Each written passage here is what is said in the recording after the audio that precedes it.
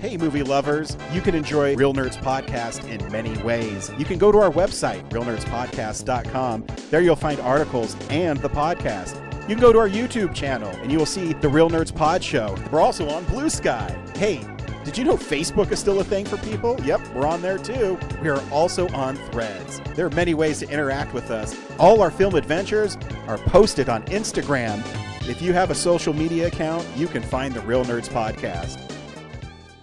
Camera, action! Well, a real nerd knows who shot, and a real nerd can follow the plot, and a real nerd can... talk film! I'm sorry. Take it outside. Well, a real nerd knows who shot, and a real nerd can follow the plot, and a real nerd will give it all they got. Lights, camera, action! Real nerds. Welcome to Real Nerds Podcast. Unofficially, well, I'm going to say officially, the greatest movie podcast that's ever been conceived. I'm Ryan. I'm always joined by my buddy Brad. I'm here. Yay! And it's always a good day or a good week, Brad, when a new Steven Spielberg film comes out. Yeah. Which is what we do. Every week we see a new movie. We podcast our experience to the world. And this week was Disclosure Day. Stay tuned. Disclose? We're going to be disclosed. We're going to disclose our review? Yes. Stay tuned. We'll recommend the film or not, play the trailer, then we'll spoil it. We'll also talk about movies we watched throughout the week, and maybe something will tickle your fancy, and you'll want to watch what we've watched. We like to go down the road of movies, and we've been doing it for 15 years now. Yeah. And it's, one of our original celebrities. 16 now? Is it 16? Because we crossed into a new volume. No, well, I mean, almost, because May 2011 was our first episode. Yeah, I guess it's volume 15. So yeah, so it's kind of, it has to go around. But one of the first celebrities we ever had on our show, Georges Jeanty, artist extraordinaire from Denver Comic Con, then Denver Pop Culture Con. He put out a new sketchbook, and so of course I ordered it, and it because I don't know if there's any left because he only printed 20 of them, but they're only $10 on his website. You have one of 20. That's amazing. Yeah. But when I was there, I said, I should just get a sketch too, because his bust sketches that he inks as well are only $75, and that's a pretty good deal for original art. So I bought the book, which is Marvel Macabre Chibis, which are the cute little, I don't know what a chibi is exactly, but they look like Disney characters, I guess, the best way to describe them. And so I did that, and he sent me a message back, not knowing it was me, and he said, "Hey Ryan, this is Georges here. Did you want?" Because I had him draw Witch Woman from Ghost Rider. She's only in 6 issues of Ghost Rider, and she debuted 52 years ago, so she's not really that popular. But I always like the comic characters that are imbued with the power of the devil for some reason, because it's fun. Anyways, so I said, "Oh, hey, Georges, yeah, if I can get her with a headband, because I like her from the 70s. And this is Ryan from Real Nerds." And then he sent a message right back. He says, "Oh, Ryan, how are you guys doing? How many episodes do you guys have now?" And so I told him we have, over 730, but we have countless other ones that we don't count. And he says, "That's pretty amazing." And he says he wants to come back on the show, so I'm going to set up a time to do an interview with him. Because the last time we interviewed him, he was just doing The Mandalorian. But since then, he's drawn Godzilla, more Star Wars, and a bunch of other stuff. I can't even keep track. What was really cool, though, is he sent me his only sticker of Satana of the Marvel Chibis. So I really appreciate that. Nice. That's like a little bonus. Yeah, every time we do a Fan Expo, I always hope we're going to get to talk to him again. But yeah, we don't need Fan Expo to do that. Yeah, I always, because he's super busy, so I always feel weird to just cold call him and say, "Hey, can you take your work time and stick around with us?" But he's always really cool. You should go back and listen to some of our episodes with him. You go back and look. You go back, yeah. I think we have probably 6 or 7. Yeah. And I'll always be grateful to him when we had to go on the creator stage and we didn't know what to do, and he says, "Yeah, I'll go up there with you guys." And we just we're showcasing his art, and that took an hour of his time. So he's always been really generous to us, and a really nice guy. And go to kapalounge.com and get stuff. I mean, he does even sketch cards. I think his sketch cards are $20, and it's incredible art, and he can do anything. So I always recommend that. His Godzilla stuff's awesome. I wish I had a lot of money, because he did. He had a few pages from Godzilla Kills the Marvel Universe, and in one of them, it's Godzilla and Spider-Man is swinging through his mouth, and it's a splash page, and I just don't have splash page money. But it would be a really sweet piece of art to have. Yeah. Because, how many times are Godzilla and Spider-Man in the same panel? And, yeah, so big shout out to him. And, yeah, we've been doing it for a long time. Haven't missed a week. Still haven't missed a week. And we keep going. So that's what I like to do. Every week we see a new movie. And Disclosure Day is a movie we saw this week. Brad, do you recommend Disclosure Day? You've seen anything bad about Emily Blunt, I'll kill you. So here's what I hate about Emily Blunt. Son of a bitch! Just her in this movie. No, it's not a poorly made movie or a bad movie, but the story was just a big nothing burger for me. Spielberg's doing high quality work, but at the end of the day, there was just nothing. They act like, oh, we're going to reveal something super important by the end, but they kind of do that in the first 5 minutes, and then you're kind of just waiting to see how they get there, and then that's it. And I can't really say any more without spoiling, even though I don't know. Again, I just said the reveal isn't that spoilery. So, I'll confer with what you said. I will say that Emily Blunt is really, really great in this movie. She's always really good, but it's one of those ones where she just really kind of, I don't know. It's one of those films where the actor is very, very noticeable how great they are in the film.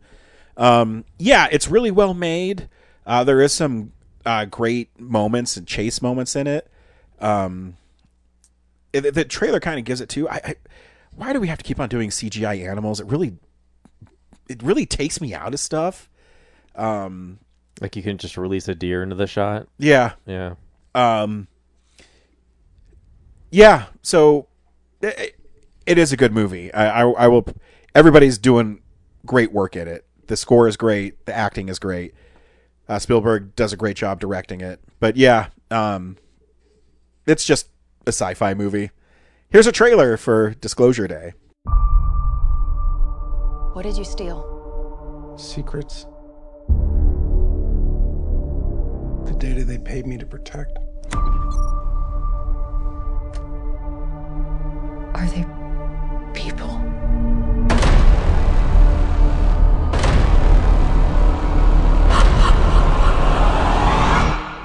No.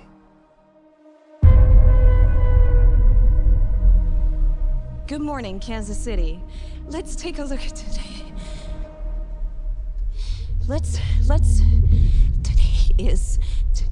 Today's. Do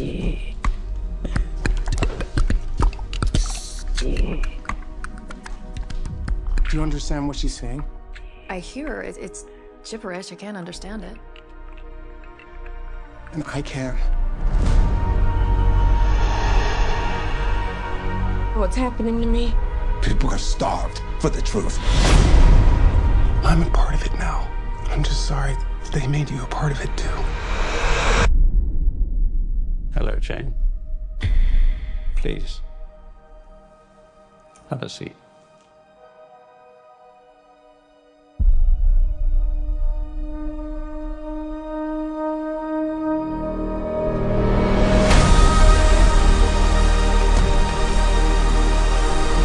This 79-year terror campaign of lies has to end. What are you gonna do? Full disclosure to the whole world. That truth will upend all established order across the entire world. If you do this, there's no undoing it.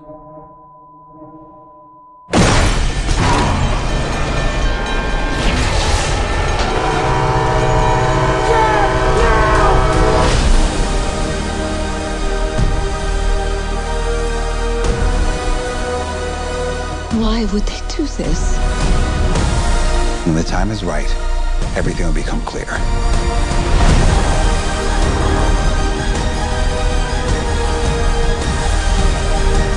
Whatever happens, don't you let go.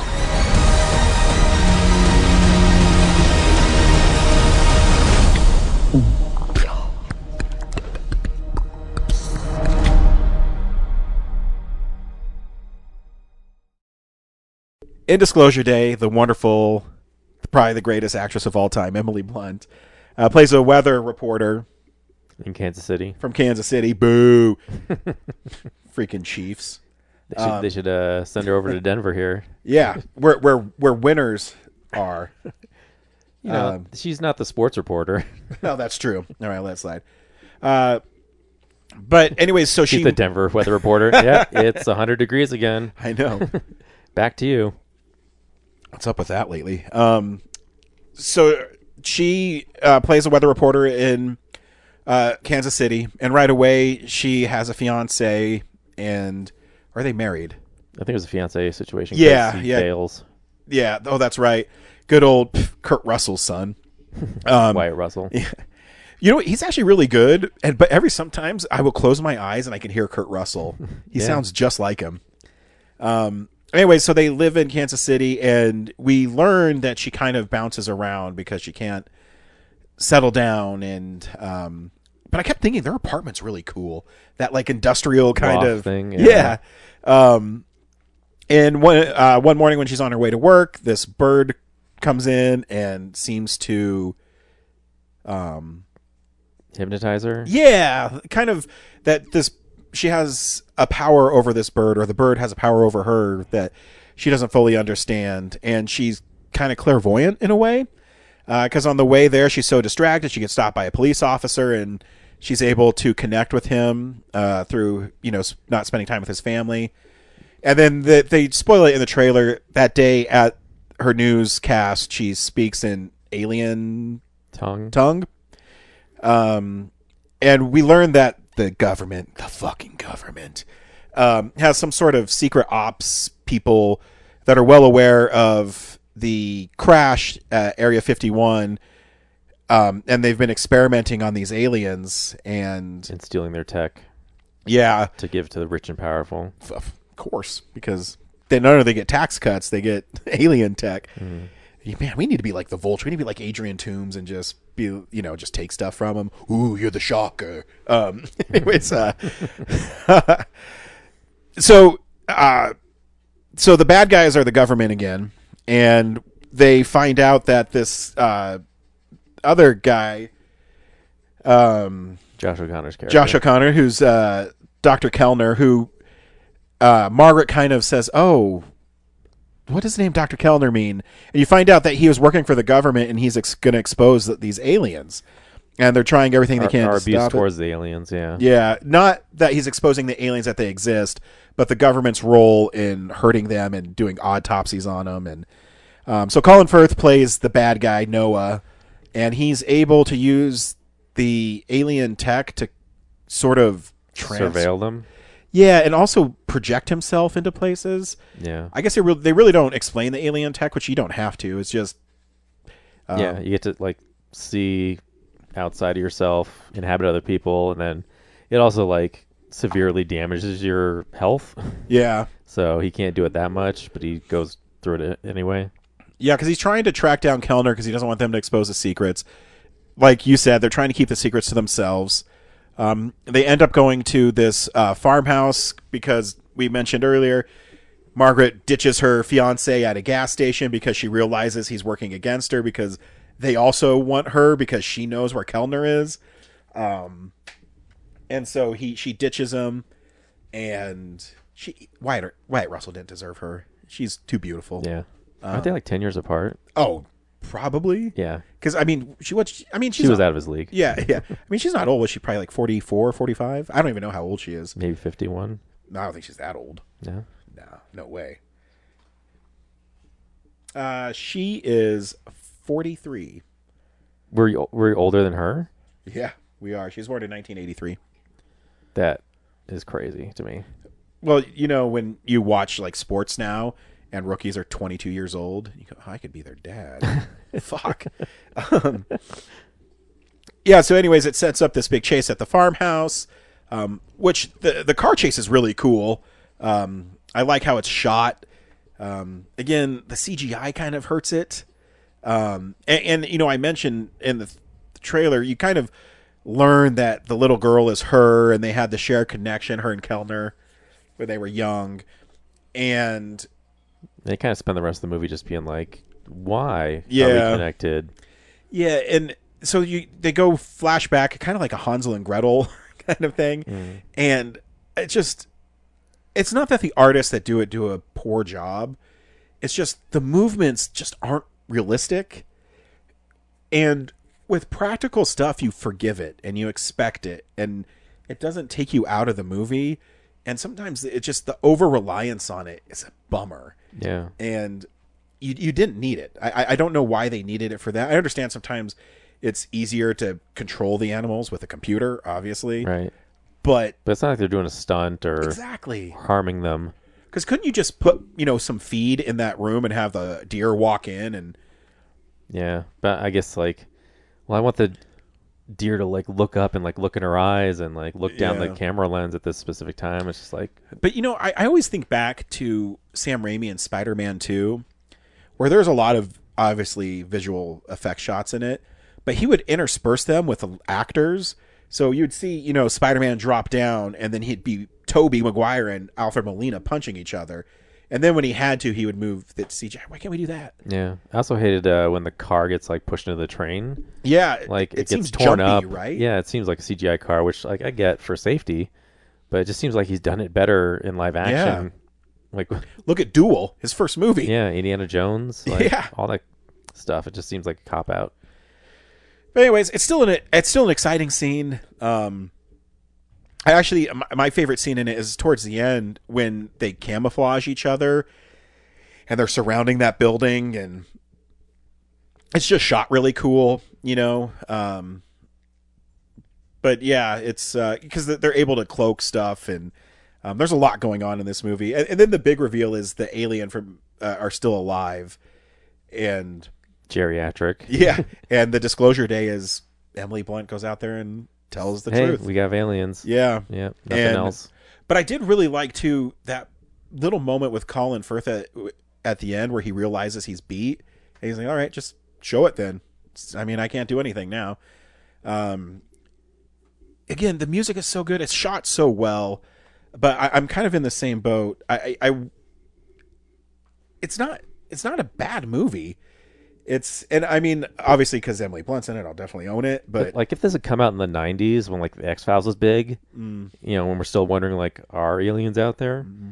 Sure. But now it's just so the whole movie is just building up to tell people, yeah, there really are aliens in this fictional movie. Okay.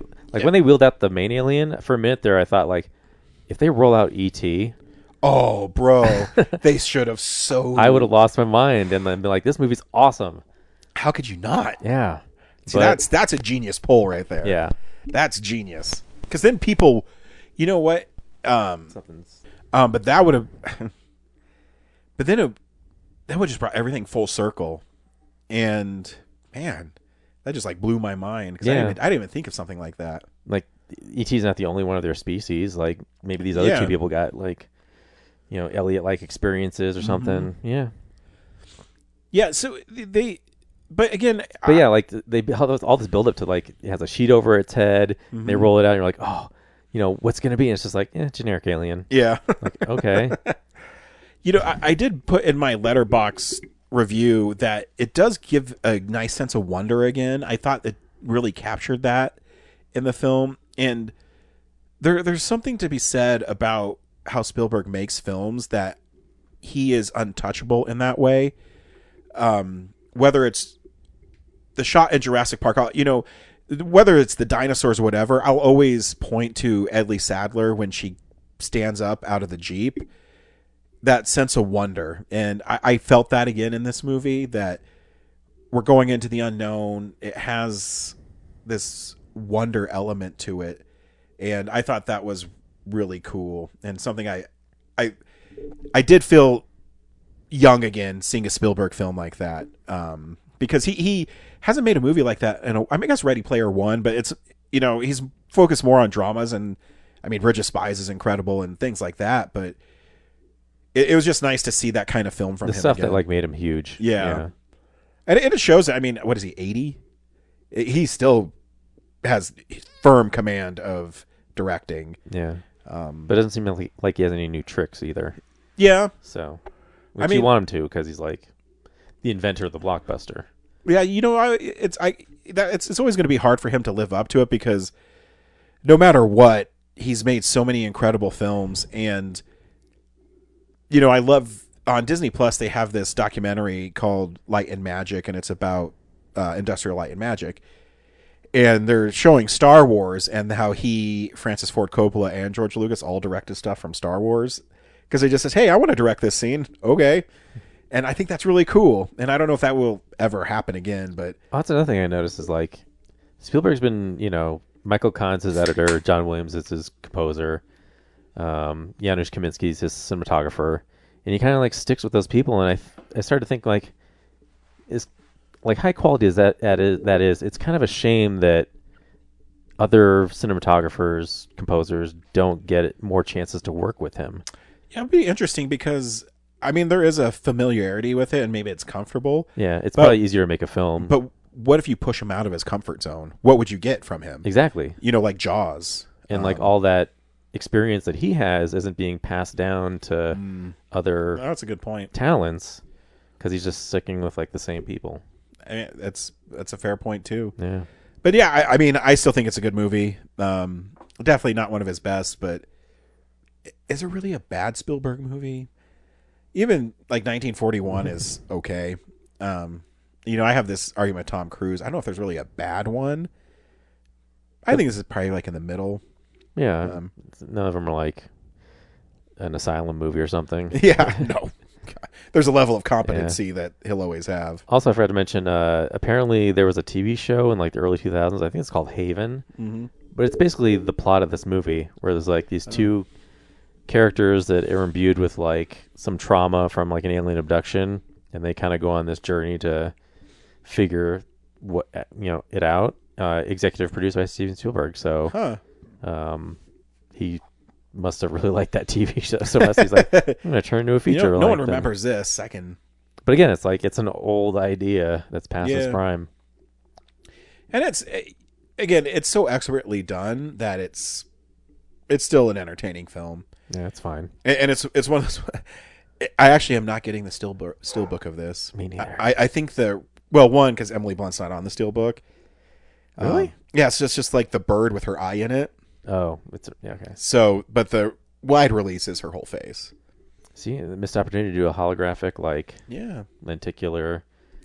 That's what they should have done. You have the Raven, and then you pull it off, and then it reveals her face. I mean, or you just roll it back and forth, and it yeah. Oh yeah. Yeah. But don't worry, Emily, you'll still have a place, dude.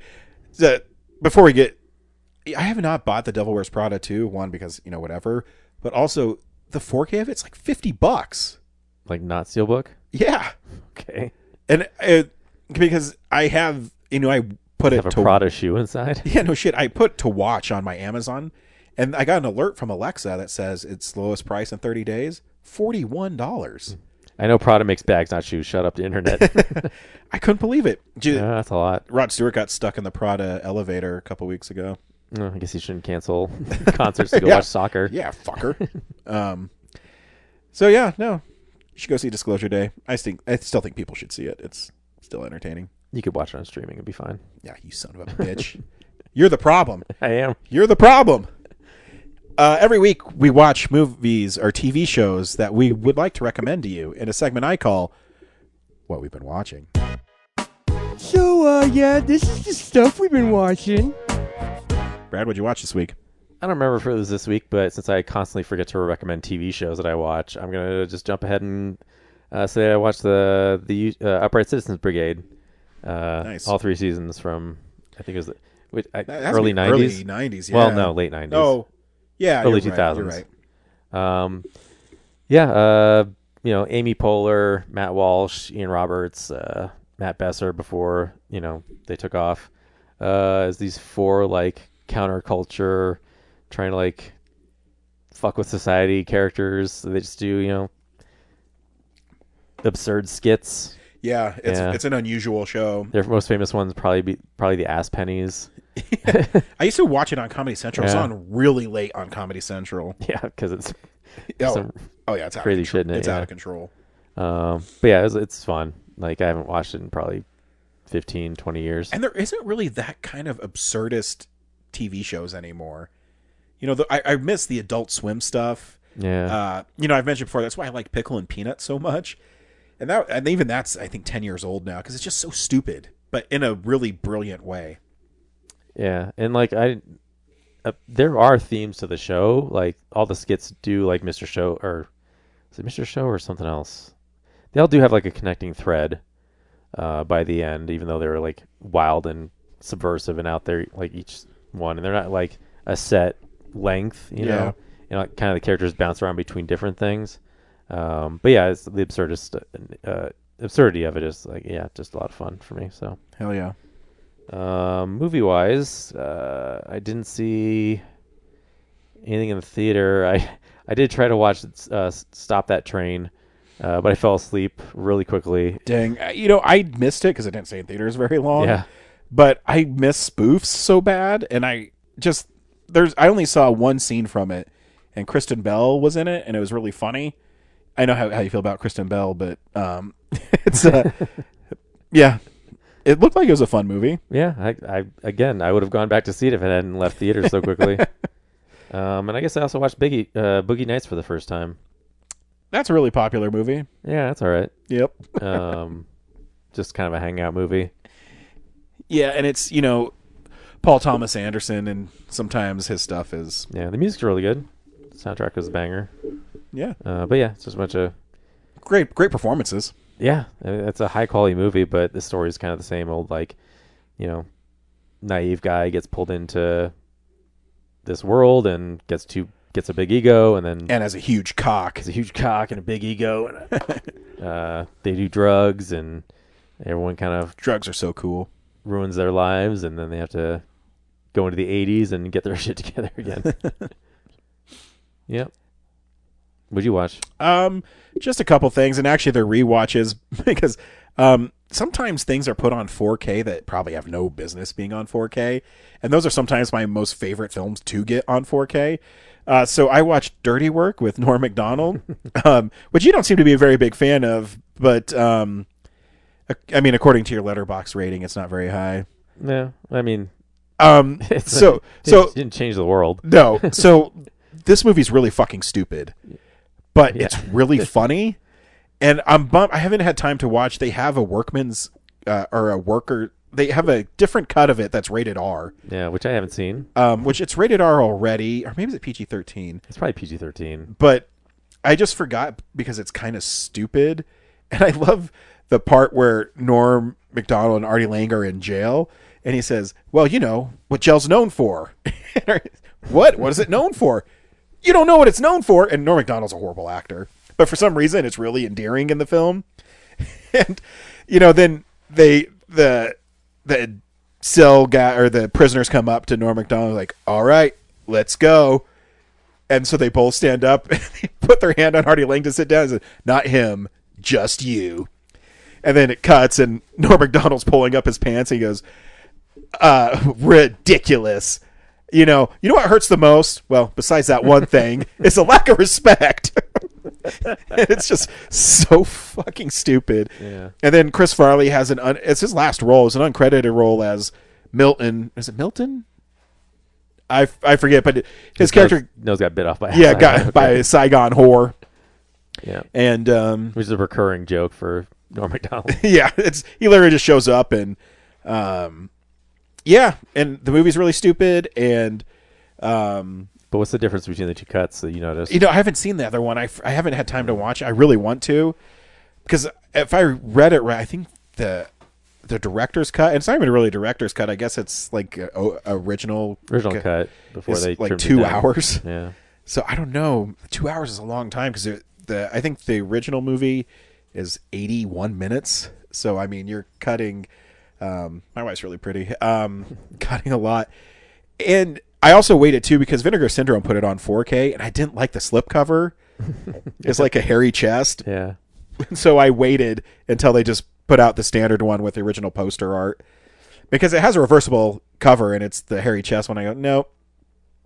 But also, you know, when they want to put fish in that guy's house, and it turns out they're fucking drug dealers, and they all get murdered.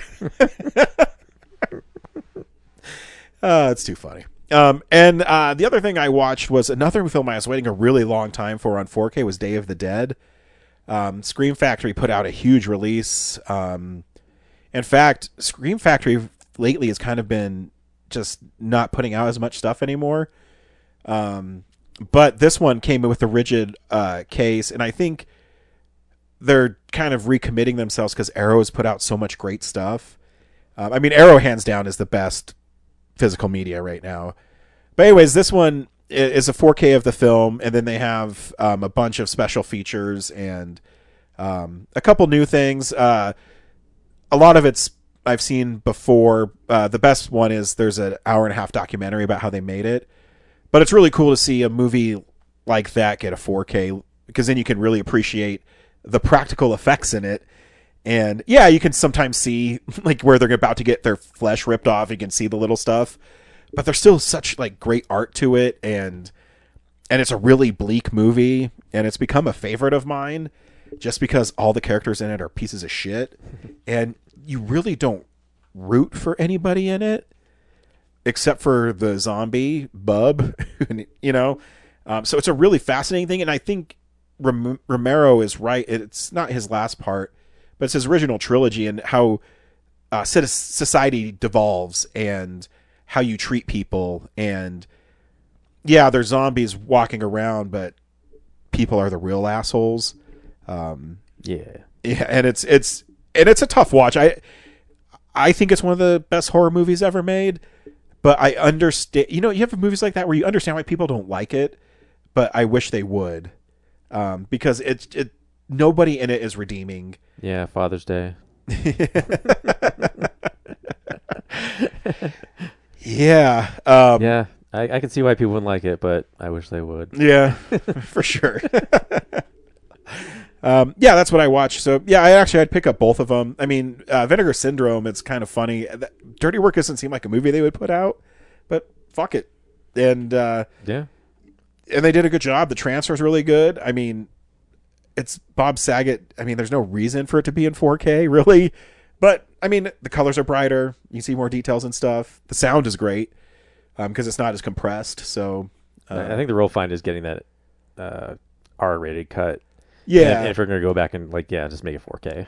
Yeah, and because I think the R-rated cut, if I read right, is a work print, so they couldn't really upscale it too much. But that they included it, I mean, that's what to me is what physical media should be. Is can we get stuff that you wouldn't be able to get? Yeah, and, film preservation. Yeah, 100%. Yeah, that's what I watched this week. Next week we're seeing Toy Story 5. You know, the movie that Corinne, for some reason, hates, and she's never seen it. She hasn't seen Toy Story 4. I don't know how to tell someone that Toy Story 4 is a good movie. She better get on the train, because I think this movie's going to be even more successful than 4. It looks like it's going to... You know what? That's a great prediction. I wonder if it's going to come true. Yeah. Until next week, we'll see you at the movies. Well, a real nerd knows who shot. A real nerd can follow the plot. And a real nerd will give it all they got. Lights, camera, action.